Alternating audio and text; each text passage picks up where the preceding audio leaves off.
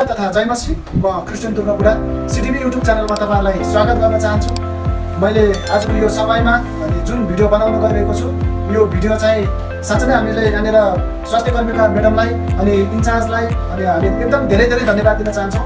किनभने उहाँहरूले जुन सामाजिक सरसफाइ गर्न हामीले खोजिरहेका छौँ, कार्यक्रम राख्न खोजिरहेका छौँ अनि त्यसमा हामीलाई सहज होस् भनेर यहाँनिर मास्क अनि यहाँनिर चाहिँ ग्लोभ्स दिनुभएको छ अनि उहाँलाई हामी धेरै धेरै धन्यवाद दिन्छौँ। किनभने हामीले हिजो अस्ति कुरा आएर सल्लाह गरेका थियौँ अनि उहाँले एकदम राम्रो सल्लाह दिनुभयो अनि उहाँले यो दिनुभयो अनि विशेष गरी म्याडमलाई धन्यवाद दिन चाहन्छु। हुन्छ यो समयमा अनि म्याडमले यो सामान दिनुहुनेछ, हामी दग्नेछौँ अनि तपाईँहरूले हेर्दै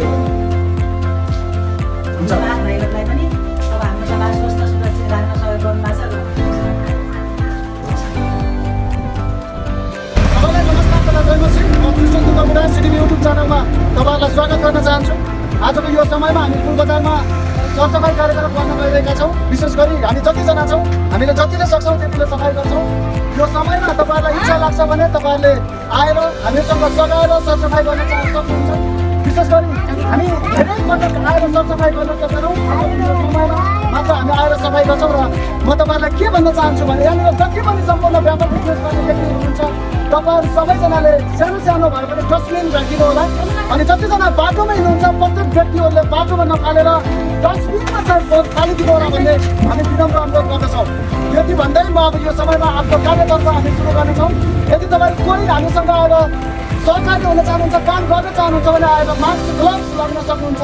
सबैलाई धन्यवाद।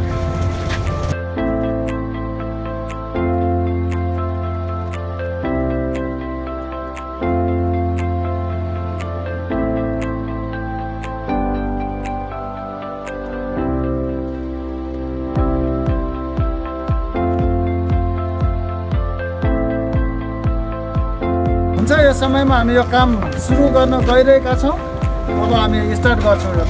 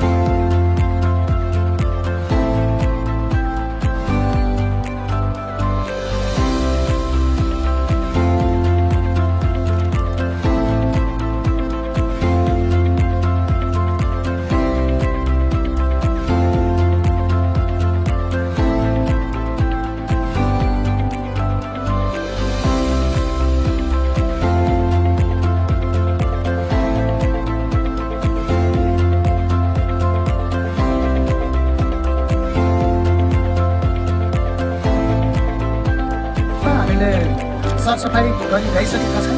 हामीले यहाँनिर यो फोहोरहरूलाई कलेक्सन गरेका छौँ। अब यति नै यो सरसफाइलाई सीमित राख्दछौँ। विशेष गरी जतिजना पसलवालाहरूले कसैले बाँध्नलाई रसी दिनुभयो अनि कसैले चाहिँ यहाँनिर थैलोहरू दिनुभएको छ। अनि विशेष गरी तपाईँहरूलाई म एकदम हृदयदेखि धन्यवाद दिन्छु। विशेष गरी सकेसम्म सबैजनाले चाहिँ डस्टबिन राखिदिनु होला। अनि जति पनि यहाँनिर बजारमा हिँड्नुहुन्छ प्रत्येकलाई चाहिँ डस्टबिनमा फोहोर फालिदिनुहोस् भनेर भनिदिनु होला। म आफ्नो भनाइ यतिरै राख्दछु।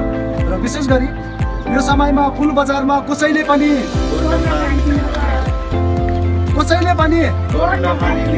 हुन्छ, हाम्रो भनाइ यति नै राख्दछौँ। फेरि पनि सबैलाई नमस्कार तथा जय मसी।